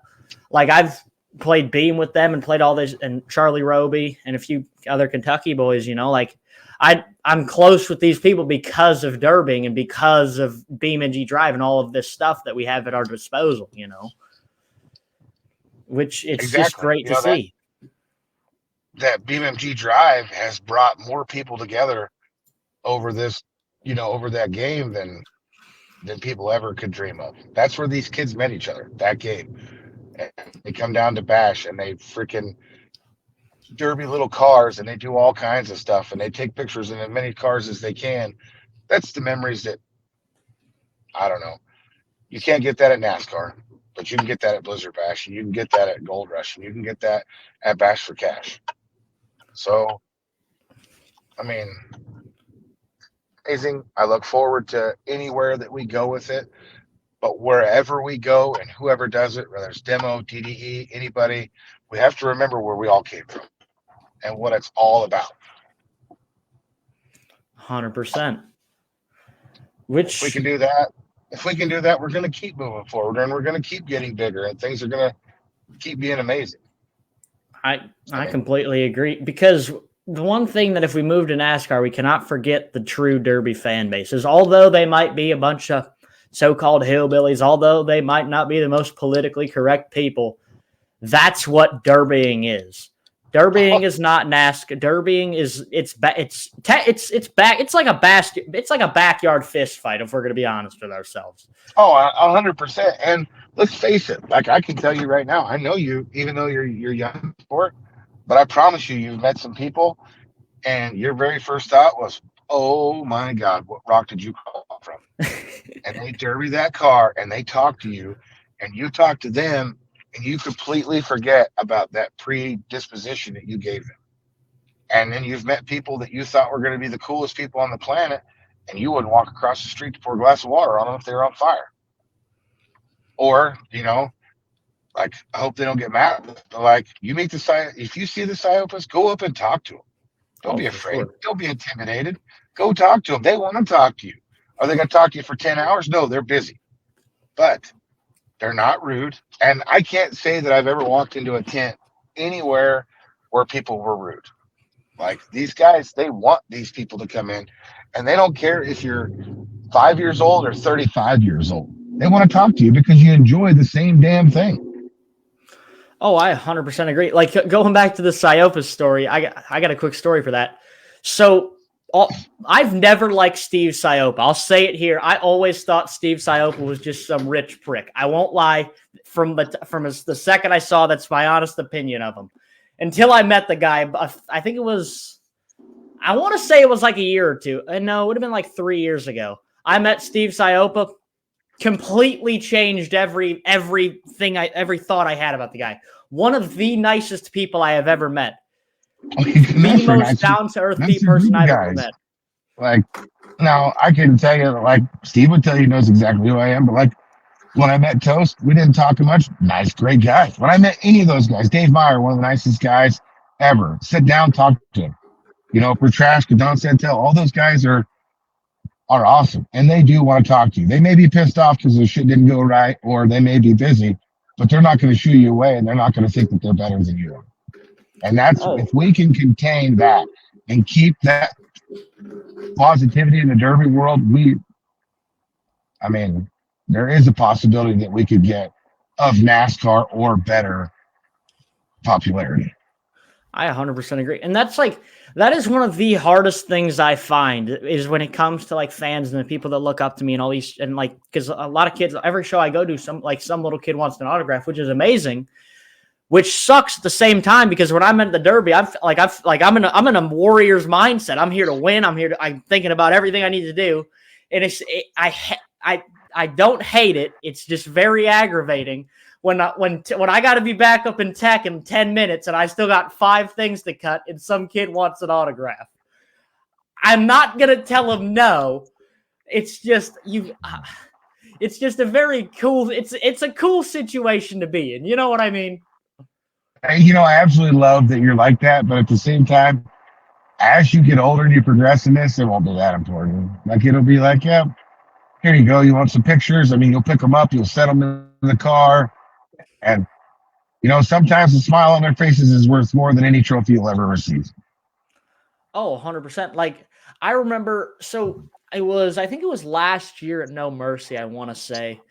We were down there at Dunbar, and there's this little, like, I think it's like during the fair week, it's like a pizza shack or an ice cream shack or something, but there's a little pavilion right there. And I'm working under there, and it's hot. It's terrible. It's insanely hot weather, because even if it's a dead man show, it's either great or terrible. There's not really an in-between. And I'm sitting there working on this car, and there was 3 kids that just watched me for 2 days straight. They brought their own camping chairs. They brought snacks. They made a picnic out of it.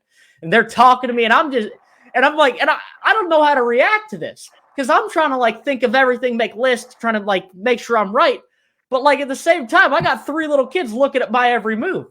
One of the coolest experiences I've ever had in my life. And all 3 of those kids want to be you someday. And that's what's cool. Which it's one of them. I often forget that, you know what I mean? Like we get so involved with we get so like involved in ourselves, to be honest with you, is like we're so concentrated on everything. It's hard to take a step back and think about like there's some kid out there that is like dying to watch me run a Derby. Right. Give me 1 second here.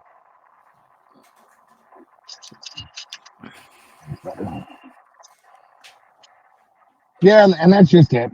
You got to have those fans, and you got to have those people that support you, and you got to have haters too, because haters motivate you too, because you just piss them off. I 100% agree. You know, like every time, like I'm not gonna lie to you, like for a very long time up until somewhat recently, I've always struggled with like dealing with like the haters and responding to it, because it's like you forget what level you're at. You know what I mean? Like I do all this stuff and like I bring it onto myself, to be honest with you. You know, like that people hate me for reasons. Why, I don't know, but they have their reasons. And the thing I've learned is like, no matter what I tell that person, if they truly dislike me, they're going to dislike me. I can't tell them I'm a great person. I can't tell them of all the great things I've done, of all the people I've helped. I can't tell them any of that. They're still going to think I'm a bad person no matter what I do, which you kind of just have to live with it. You know what I mean? And that's just it. Like for me, when I was younger, I made a fool out of myself so many times on the internet because I was so passionate about derbying. And like all people, there for a long time, our way was the only right way. And if you didn't think so, just ask me. I'll tell you. That kind of arrogance. And, anybody can be smart, but it takes time to be wise. And as I've gotten older, I realize I don't have to fight with everybody, but some fights are worth it. You pick what's worth it to you and you go from there. And, another one of my favorite sayings is, I think as the more successful you get, the worse it gets. And there's a phrase, everybody loves success, nobody loves successful people. Well, that hits so hard in the derby world because if you win once, you're a hero. You win twice, you're a cheater. Well, if you continue to win, some of your closest friends become your biggest critics and you'll lose friendships. And, people will, instead, all those people that came up and talked to you, they won't talk to you anymore because they feel that, or, you've become too important. It's not that way. I mean, if we could check the emotions at the gate, derbying would be a lot funner too. I mean, still need some of that hatred, heroes versus villains, but we all, if we could leave some of the feelings, we'd be a lot better off. I 100% agree. So 2 years ago, I ran like 20, I probably ran like 10 like hardcore compact shows just all around Ohio and stuff. And like I got in everywhere. Everybody liked me. Nobody bothered with me till I won like 8 or 9 of them 10 shows. And then I go there this year, and it's just like you would have thought I gave the middle finger to everybody I met. It was terrible. I had to give my friends my cars just so I could have help out there because everybody was on me. It was terrible. Welcome to success.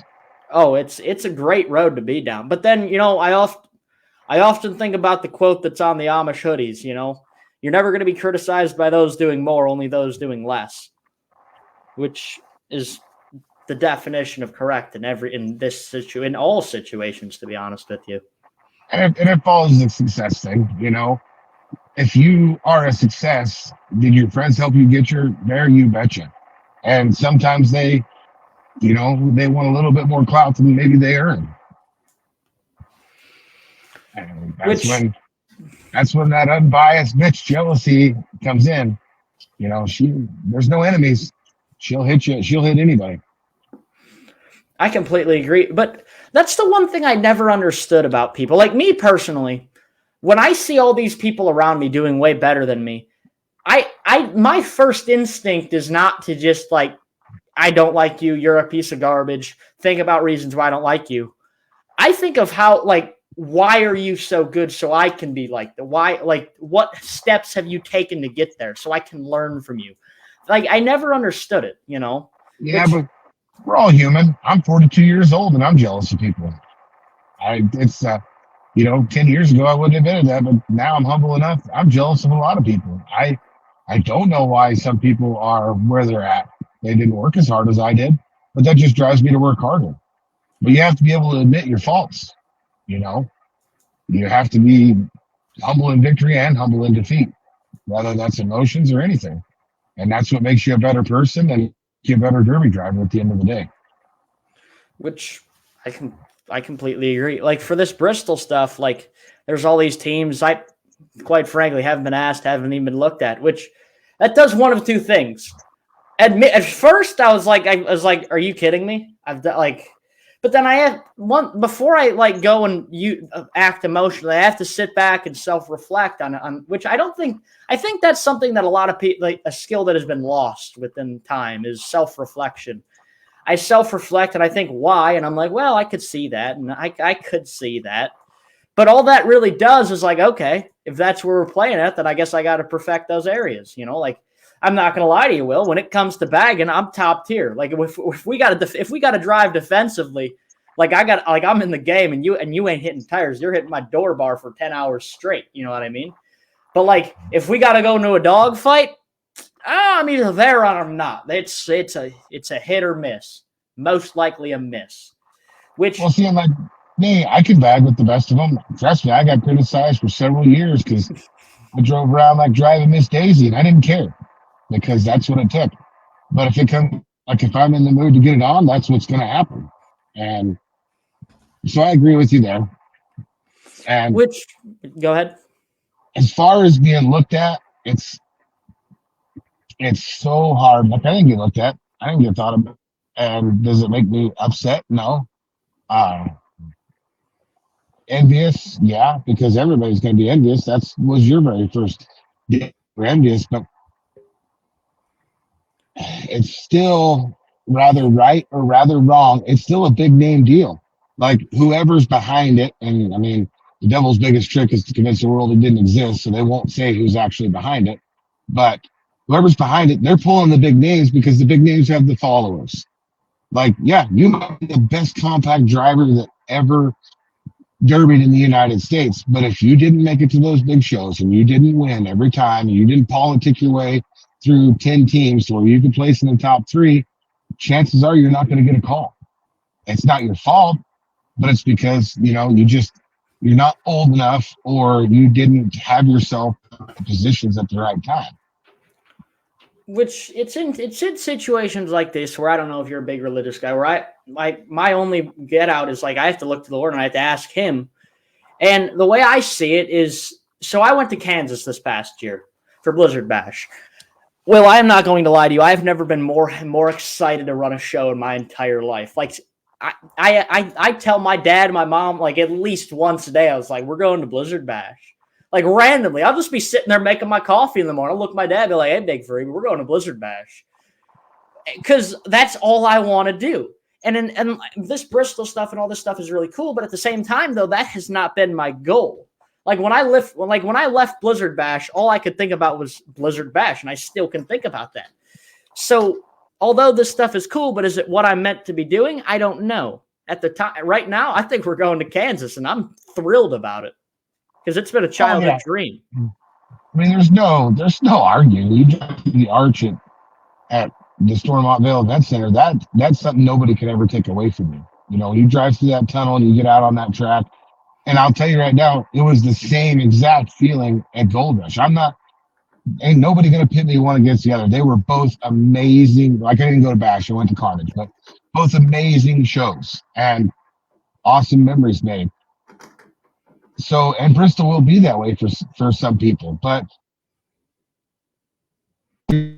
Bash or like this very first Gold Rush, there's lots of people apprehensive. It wasn't in their vision board because it wasn't even thought of. I mean, I got all kinds of thoughts on that. Bristol seats 146,000 people. I've looked at the track since it's come out. I've looked at it a lot. I've looked at probably 1,000 pictures of Bristol, and I don't know how 146,000 people see the show. I don't know how 10,000 people see the show and actually see it. But I haven't been on that track. Pictures, can say whatever. I don't know how many people you put in those seats that can actually see the Derby. I know if you go look at pictures from the upper deck of Bristol, those race trailers and semi trucks, they don't look very big. So I don't know what their goal is. I don't know how many tickets they're planning on selling. But if it takes off, you will want to run Bristol. That will be on your vision board. That will be one of your goals. It's funny that you just brought up vision boards. When I was a freshman in high school, I go to the trade school, and at my trade school, they have all the different labs. They have computer labs. They have printing labs. They have welding labs, fireman labs. They have everything you can think of. The first lab I was in was my teacher was Miss Elin. And in that lab, when you're there as a freshman, you go and you tour every single lab in the building, whether you want to or not. And the lab I was in, it focused around computer technology and like printing, like screen printing and all that type of stuff. And one of our projects was we had to make a vision board. on this vision board in the very center, blown up bigger than the house, the mansion, the huge boat, the kids, the wife, everything, was a big picture of the Blizzard Bash logo.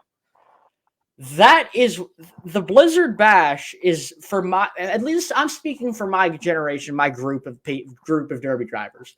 When you show me Blizzard Bash, I immediately think that is the highest stage. Like I have dreams once a week of pulling through the tunnel. And Bristol might be the coolest thing ever, but I'm not going to lie to you, Will. I could care less about NASCAR. I've just never been around it.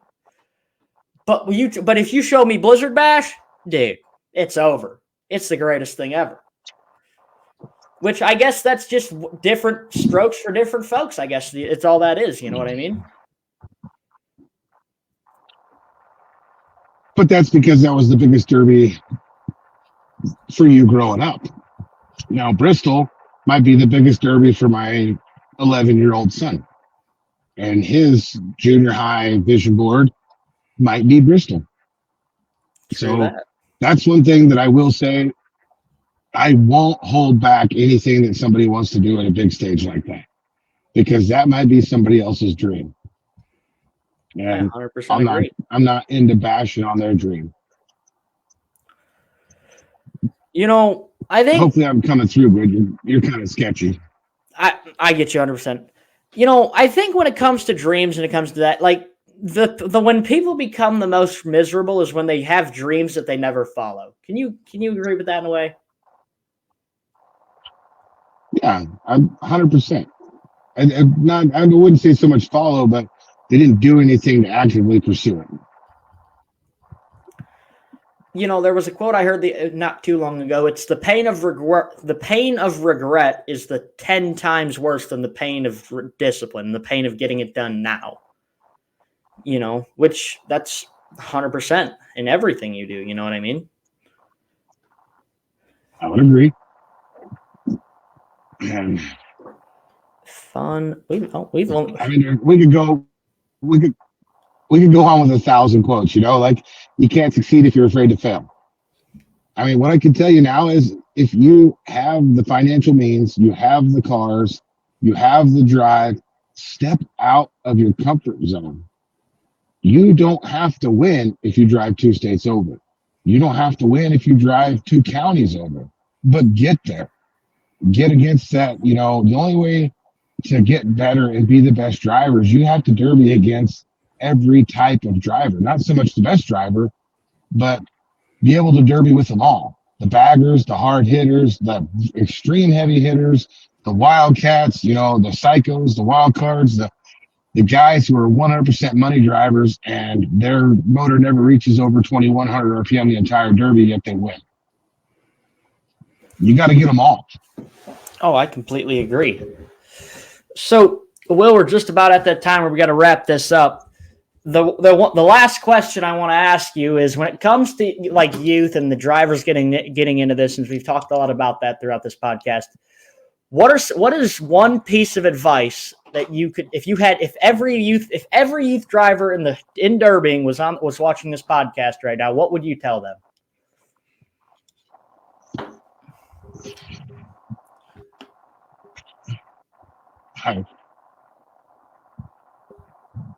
There's so many things. One thing is like, don't be afraid to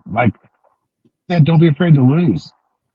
Like, just because you don't have $100,000 car doesn't mean that you're not competitive. I mean, when it gets hard, you just got to keep going. Learn to fix stuff. If you can't, talk to somebody. They will help you. Like, don't be afraid to reach out to people and say, hey, can you help me learn this? Like, you know, spend your money wisely.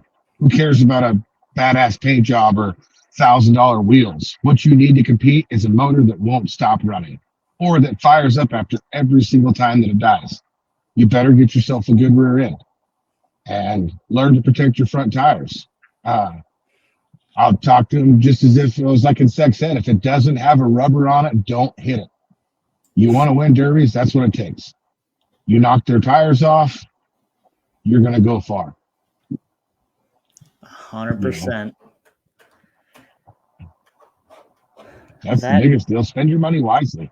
Even if you don't have a lot of it, spend it wisely. That's a great way to put that. Well, thank you for coming on the show tonight, Will.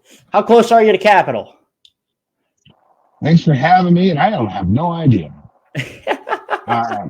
To be 100% honest with you, I'm falling 2 cars ahead of me, and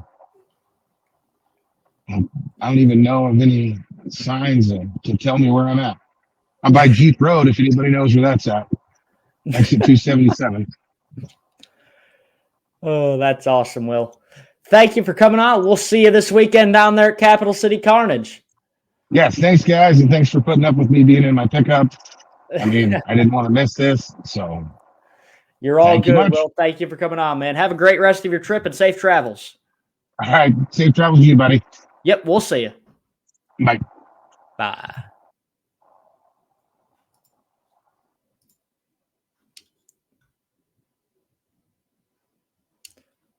Mr. Producer, make the best.